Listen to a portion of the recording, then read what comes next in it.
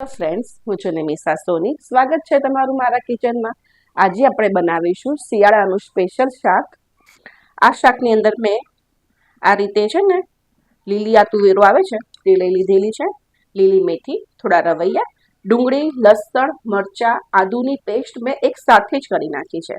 એની સાથે આપણે ગુજરાતી મસાલા તો ખરા જ. આ શાક આપણે કુકરમાં બનાવું છું હું. આપણે સૌથી પહેલાં તેની અંદર રાઈ એડ કરીએ, સાથે જીરું બી એડ કરી દઈશું. રાઈ ફૂટવા જ આવી છે. હિંગ પણ એડ કરીએ અને મિક્સ કરી લઈએ. સરસ રાઈ ફૂટી ગઈ છે ત્યારે આપણે જે બધી વસ્તુઓ જે મેં ક્રશ કરી રાખી છે તે એડ કરી દો.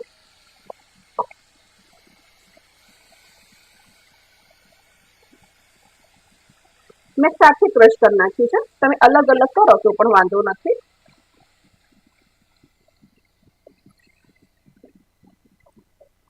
ગેસની ફ્લેમ હાઈ જ રાખવાની છે.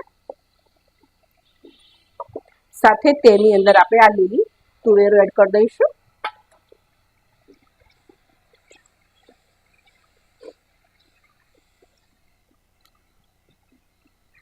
બે 5 મિનિટ મસાલા સાથે તેને આપણે ભળી જવા દઈશું. અત્યારે ધાણા જીરું પાવડર, હળદર અને લાલ મરચુંનો ઉપયોગ કરું છું. મિક્સ કરી લઈએ સરસ. હવે આપણે તેની અંદર રવૈયા એડ કરી દઈએ. ફરી થોડું મિક્સ કરી લઈશું.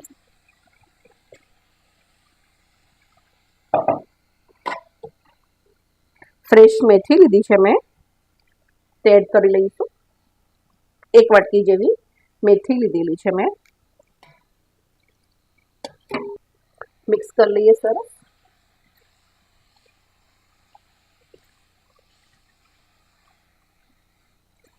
મેથી નાખી છે એટલે પાણી થોડું વળવાનું છે ફ્રેન્ડ્સ, પણ તેમ છતાં બી આપણે અડધા ગ્લાસ જેવું આપણે પાણી તેની અંદર ઉપયોગમાં લઈશું. અને છેલ્લે તેની અંદર આપણે હવે સ્વાદ અનુસાર મીઠું નાખીશું.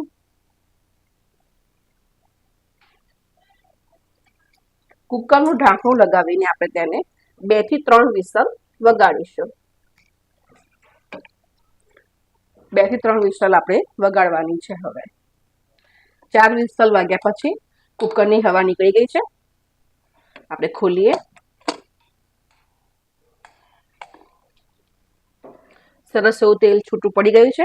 ત્યારે જ અંદર હું ગરમ મસાલો અને શેકેલા જીરાનો મસાલો છેલ્લે એડ કરીશું આપણે. કુકર બંધ જ છે ફ્રેન્ડ્સ, અને ફક્ત આપણે તેને મિલાવવાનું છે, અંદર સરખું ભેળવી દેવાનું છે. સરસ આપણું શિયાળું શાક તૈયાર થઈ ગયું છે. તેને રોટલી, ભાખરી, દાળ ભાત સાથે, ખીચડી સાથે સર્વ કરો અને એન્જોય કરો.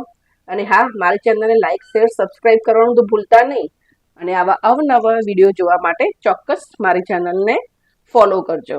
Thank you for watching.